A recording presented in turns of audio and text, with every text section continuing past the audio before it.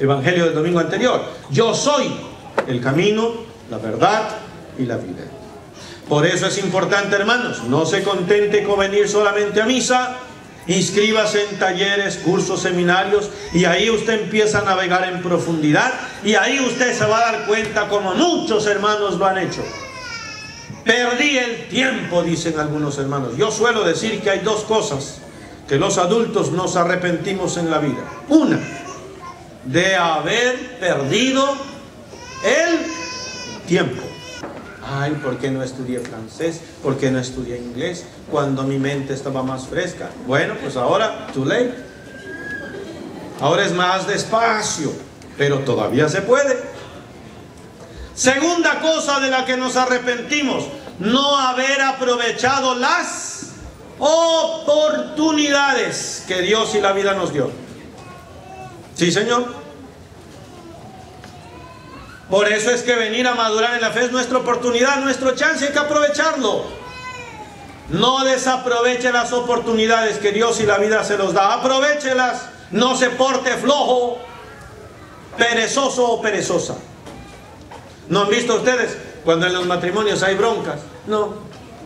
La esposa está por allá arrinconada, llora y llora. Y se pone a pensar.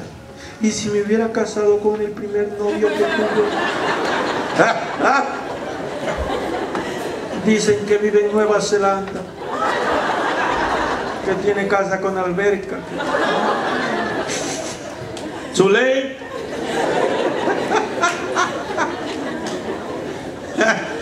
¿Verdad? No, hombre. Y los esposos cuando están después de unas cuantas, no, hombre. Si tuvieras, vi en el Facebook la foto de la primer novia que tú... ¡Ay! ¡Qué mujer! Bueno, por tal hecho el estirado, ¿no? Te dejó, ¿verdad? Hecho el presumido, ¿verdad? Bueno, ese era un comercial, ¿no? Entonces, queridos hermanos, la vida nos va dando oportunidades, y eso pasó. Felipe fue a anunciar en Samaria a Jesucristo.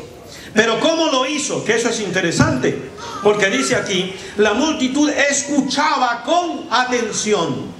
Escuchaba, y hablamos del escuchar, lo que decía Felipe, porque habían oído hablar de los milagros que Dios hacía a través de Felipe. Y los estaban viendo. Muchos poseídos salían espíritus inmundos lanzando gritos. Muchos paralíticos y lisiados quedaban curados. Esto despertó gran alegría en aquella ciudad hermosa. Ahora la gente estaba a la expectativa, y Felipe pedía milagros. ¿Para qué? Para que la gente comprendiera que a él venía anunciando a un Dios de vivos, no de muertos. Un Dios de poder y con poder, que no estaba muerto, que sigue trabajando, Y hoy yo quiero decirles, queridos hermanos, que esto no es historia. Hoy Dios sigue trabajando.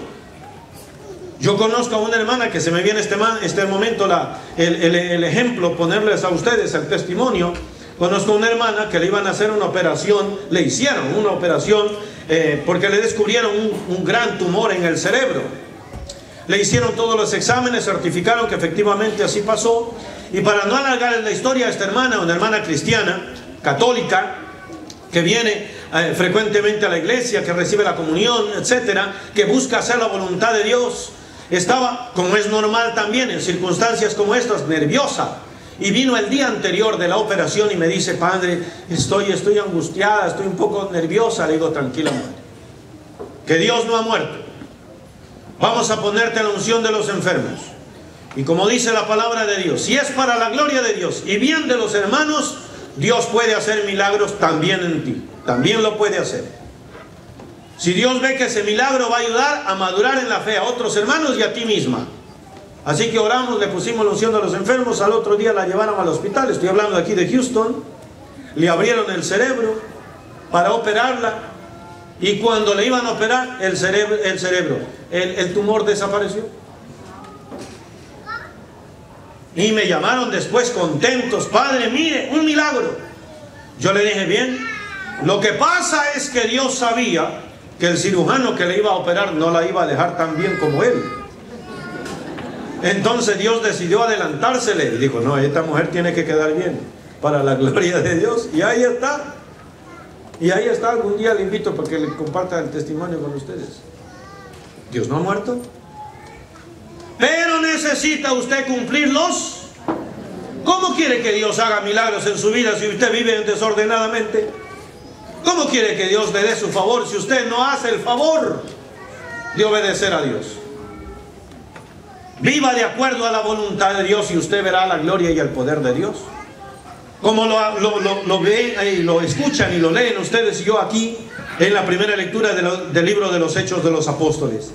Cuando los apóstoles que estaban en Jerusalén se enteraron de que Samaria, no dice que Carlos y María, Samaria, todo el pueblo, había recibido la palabra de Dios, enviaron allá a Pedro y a Juan. Estos al llegar oraron sobre los que se habían convertido para que recibieran el Espíritu Santo, porque aún no lo habían recibido y solamente habían sido bautizados en el nombre del Señor Jesucristo.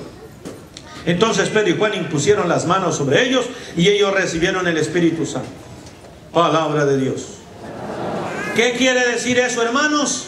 Que en el proceso de la evangelización, primero era el querigma, segundo la catequesis. La catequesis produce conversión. A los que se convierten se los bautiza, y a los bautizados se los confirma. Por eso se recibe el sacramento de la confirmación, que es donde el obispo viene. Por eso ustedes ven que la confirmación solo la dan los obispos. Imponen las manos y le ponen crisma consagrado en la frente y le dicen, recibe por esta señal el don del Espíritu Santo. Y el pueblo dice, ven. Y ahí tenemos ya un cristiano bien parado, sólido, que con aplausos o sin ellos da testimonio. Y allí se cumple lo que dice la segunda lectura, que es la misma invitación que el apóstol Pedro dice, segunda lectura del apóstol, primera carta de Pedro, capítulo 3, versículo del 15 al 18. Hermanos, veneren en sus corazones a Cristo el Señor, dispuestos siempre a dar al que les pida o les pidiere las razones de la esperanza de ustedes. Y aquí viene el condumio, lo más importante. Pero háganlo con sencillez y respeto, estando en paz con su conciencia. Qué hermoso mensaje.